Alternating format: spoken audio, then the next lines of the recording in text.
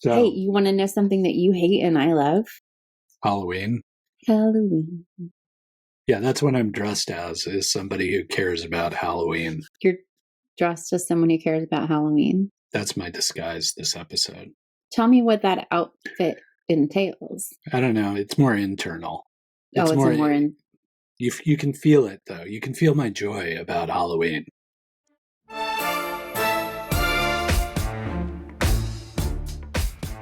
This is me being bright and jovial about the Halloween season. The Halloween season is very important to some people in this household. So I'm going to pretend it's important to me for this episode. So instead of the usual mildly interesting people or mildly interesting moment or mildly interesting production meeting, this is our mildly interesting movies segment, because for Halloween. Yeah, for folks who don't know, these Halloween are more movies, than mildly interesting movies.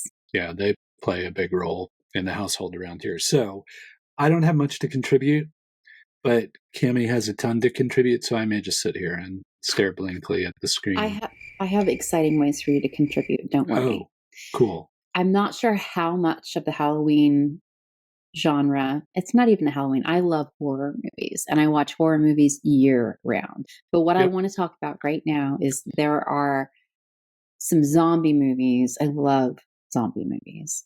And there are some zombie movies that if we don't watch in the month of October, I'm a sad Cami.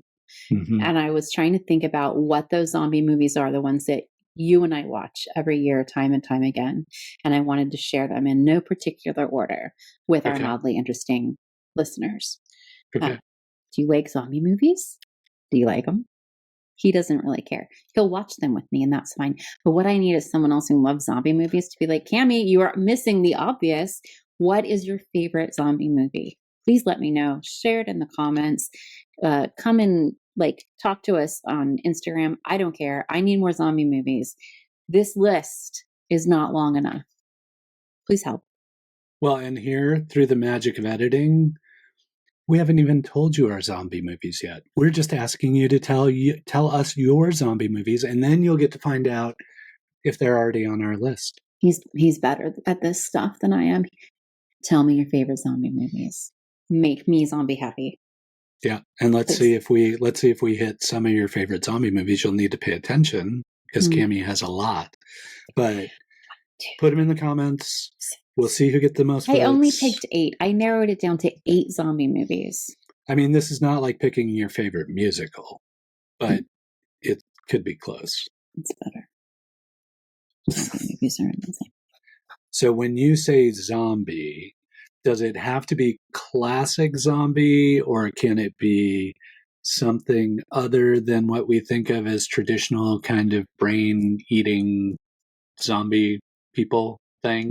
Let's dive into that, because there are some zombie movies that are yes, the zombies have to want to, in order to be a zombie movie, it has to be something that no longer retains its human cerebral function, morality, like morality with intellect. You have the morality and the intellect are both gone, and you are an eating machine.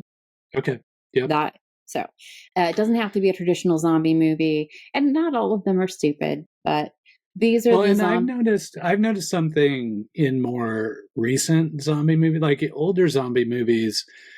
The zombies are pretty concerned with brain consumption. Right. And in modern movies, they just like killing people. They don't really seem to care about you have to kill their brain to kill them, but they don't seem as concerned with consuming other people's brains as much as they do just like gnawing on them.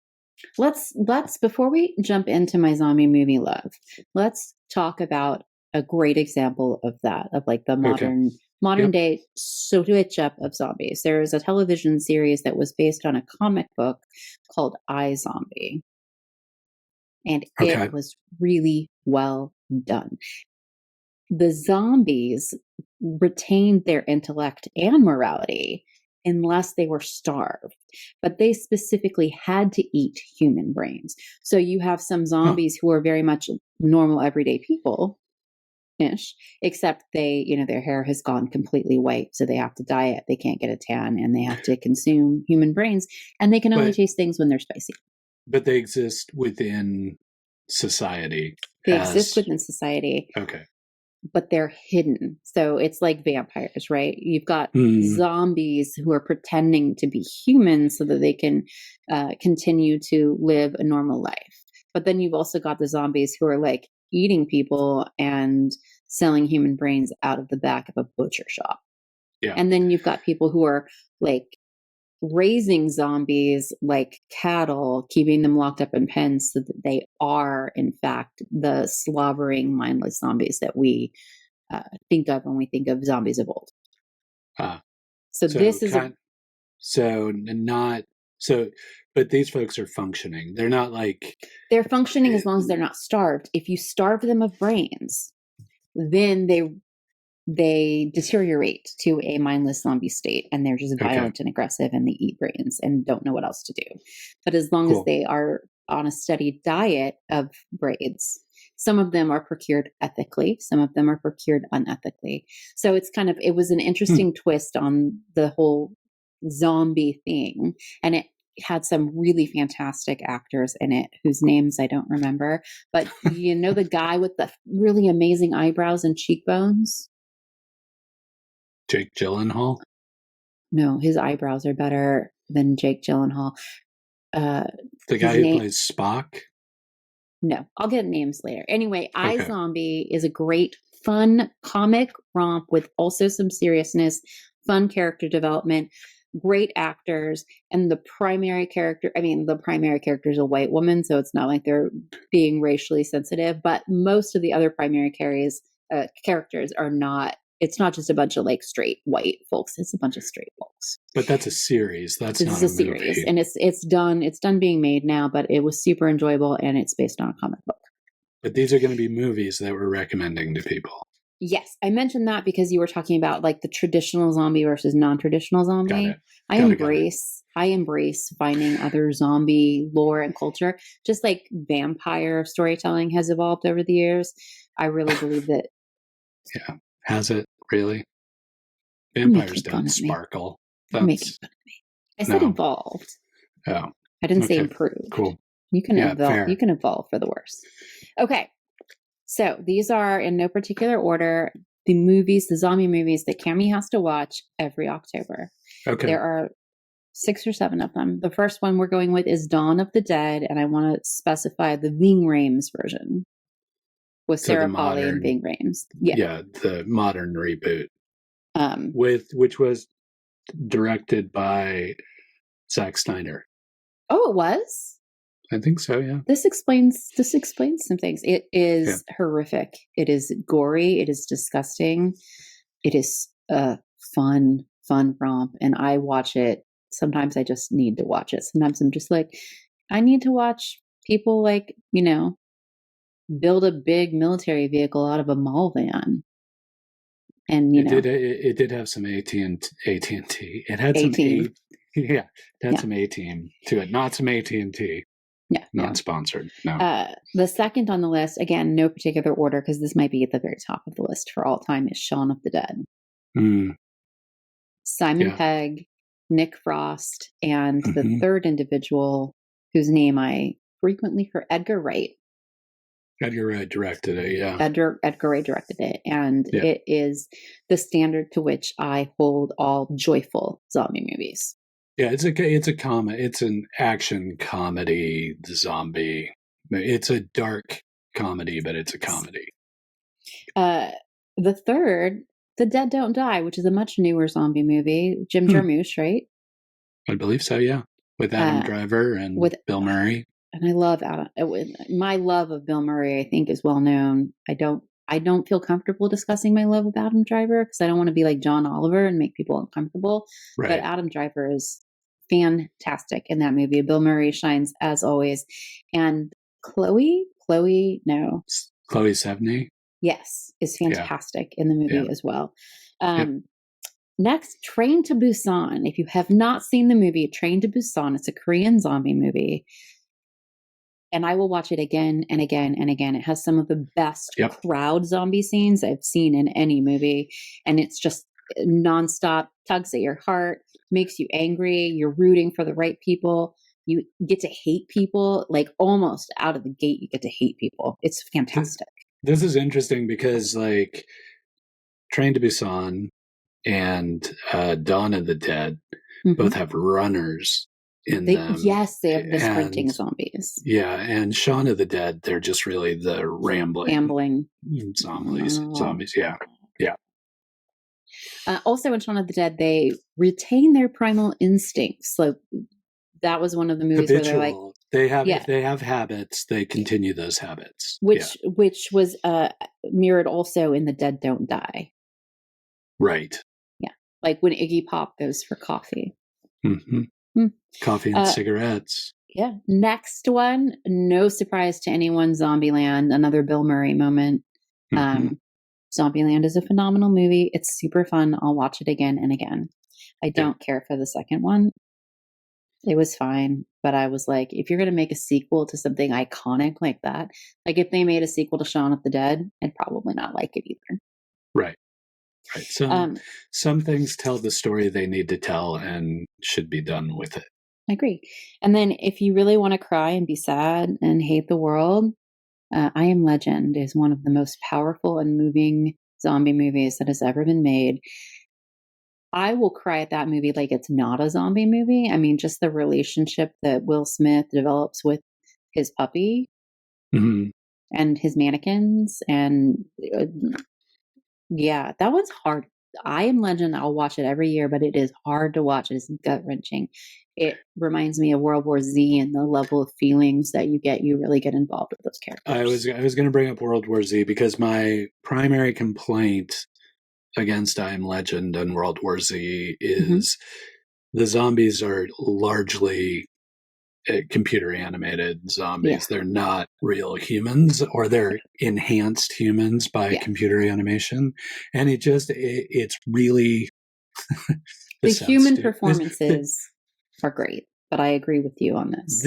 And this will sound stupid, but it's difficult to suspend my disbelief when I'm looking at cartoon zombies running around with humans versus a movie that uses real humans. As like for example, for me, like 28 Days Later, where they specifically trained the zombies with like modern dance instructors to teach them how to move in like weird ways. Like that is far more frightening and compelling for me than the zombie effects in World War Z or I Am Legend.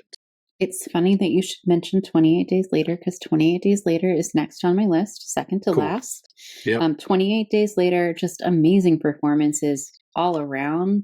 But as Rick pointed out, the movement of the zombies is so creepily natural. Yeah. And then it will throw back to scene in Shaun of the Dead where the one roommate is trying to teach everyone how to act like a zombie. And I'm like, I really love that. 28 Weeks Later isn't on the list of movies we always have to watch, but often I'll watch 28 Days Later. 28 Weeks Later, it is a sequel only in that it's that same franchise. It's not the same characters. We don't have the same story. Right. I mean, it's the same storyline, but it's a wholly independent film. Like it could stand on its own the same way 28 Days Later stands on its own. Absolutely. And we just watched it. It did. And then the last one on this list, and I'm sure I'm missing many movies, but the last one we added last year, a movie called Alone, that was filmed pre-pandemic, released early pandemic. Wasn't it released in 2020? It was, but it was like October of 20. I think it was filmed in pandemic? Okay. I think it might have been one of those where it was like, we need to figure out a way to generate content. And it was it was based on a Korean movie called Alive. The Korean movie was already there. So. Yeah. So Alone is the last on my list of movies. Zombie movies. We're not talking about any other horror genre, just zombie. That's my list of zombie movies I have to watch every single year, but I know I'm missing some. And you've seen me watch zombie movies for, a while. What other is there a zombie movie I've missed for you that even though you're not like, yeah, it's Halloween, you're like, oh, we gotta watch this? Not that I can think. I mean, I kind of brought up some that I was worried you weren't going to mention, like World War Z. No, not really. That seems to be like the bulk of the rewatchable zombie movies. So, honorable mention. Yep. There's this movie we saw this year. I have already forgotten the name of it. It's that we were looking for independent zombie movies. There were a few parts in it. We watched another movie of this guy's afterwards. I really, really enjoyed his take on everything. You're talking about The Battery. The Battery, is that what it was called? Yeah.